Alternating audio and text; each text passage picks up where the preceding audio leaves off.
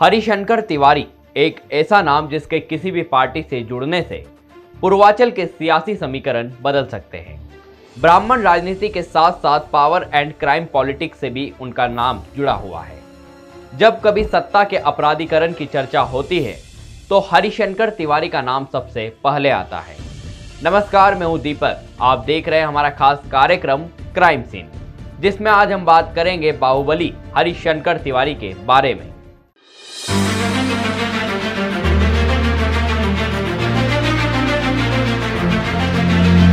एक दौर में मोस्ट वांटेड रहे हरिशंकर तिवारी ने ही माफिया गिरोह के सरगनाओं को सत्ता की राह दिखाई थी। हरिशंकर तिवारी ने ही यूपी की पॉलिटिक्स करने वालों को सिखाया कि कैसे क्राइम की दुनिया से नाता रखते हुए भी कानून से कबड्डी खेली जा सकती है। हम यहाँ बात कर रहे हैं आज की पॉलिटिक्स में चर्चित नाम हरिशंकर तिवारी के बारे में। 80 के दशक में पूर्वांचल में सरकारी परियोजनाओं की शुरुआत होने के साथ ही माफिया और सरकारी ठेकों में वर्चस्व की लड़ाई शुरू हो गई थी। कुछ ही साल में इटली में पैदा हुआ गैंगवार शब्द पूर्वांचल की पहचान बन गया। वैसे तो गाजीपुर और वाराणसी माफिया का बड़ा केंद्र रहा है, लेकिन इसकी शुरुआत गोरखपुर से हुई, जिसमें सबसे पहला नाम हरिशंकर तिवारी का आया।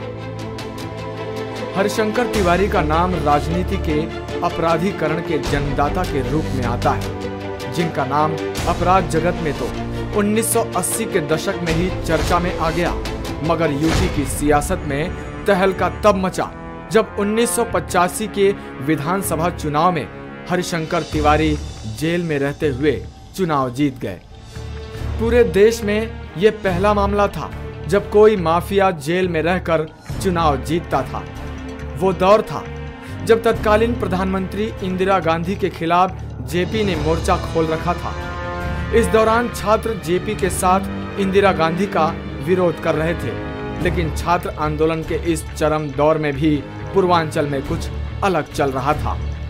पूर्वांचल में माफिया की लड़ाई शुरू हो चुकी थी। कॉलेजों और विश्वविद्यालयों के छात्रों को माफियाओं ने अपना टारगेट बना लिया था।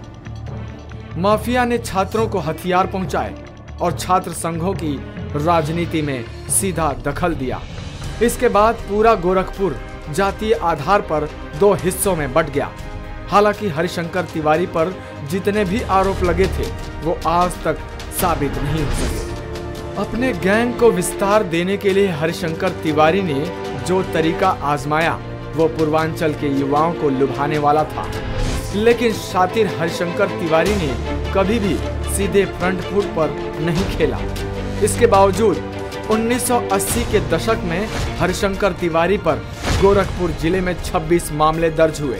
इनमें हत्या करवाना, हत्या की कोशिश, किडनैपिंग, छिनौती, रंगदारी, वसूली, सरकारी काम में बाधा डालने जैसे तमाम मामले दर्ज हुए, लेकिन आज तक कोई भी अपराध उन पर साबित नहीं हो पाया।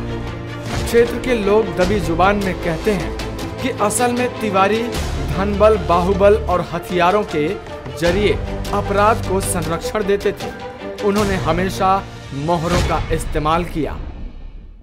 तो यह थी छात्र नेता से बाहुबली बने हरिशंकर तिवारी की कहानी। ऐसे अपराध की दुनिया से जुड़े लोगों के बारे में जानने के लिए देखते रहिए मृदुभाषी का खास कार्यक्रम क्राइम सीन।